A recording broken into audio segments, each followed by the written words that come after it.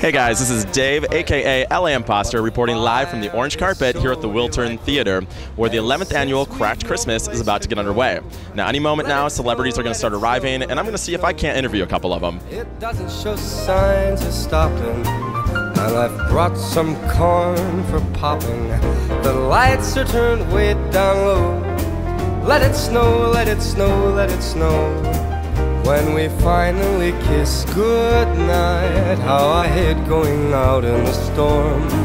But if you really talk to us just for a second, Jennifer, how have you been? Very well. Well, thank you so much for coming out for the Trevor Project. Is this your first Cracked Xmas?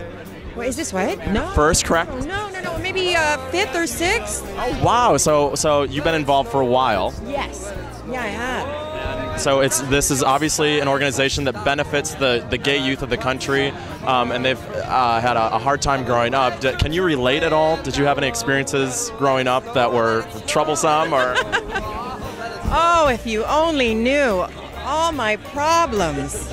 I don't look back at my teen years as a great time, although I did have, I was sort of the class clown. That's how I got through it. I had a grandmother and a mother who sort of took one look at little Leslie, and they thought, he's going to need some help. And they circled the wagons and created this amazing little secret garden where it was okay, I could play with dolls, I could make pot holders, I could read Trixie Belden instead of the Hardy Boys. I could do anything I wanted to do, but shh, let's not tell Daddy. So you just grow up with this little kernel that what you are, or there's something wrong with you.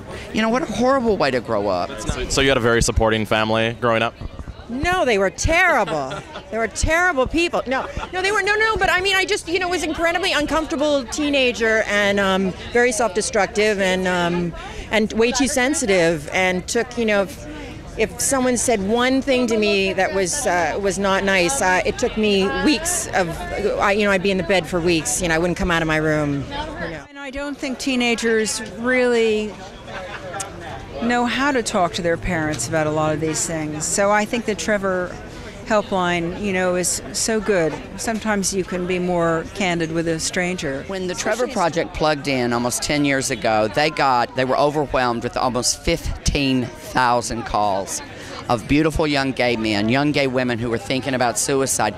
The majority of those calls came from the Bible Belt. Now that's my upbringing. I've been baptized 14 times. Honey, they couldn't wash me clean. I had somebody that I could call and talk to. That would have been amazing. You have to have organizations like this so people have somewhere to reach out.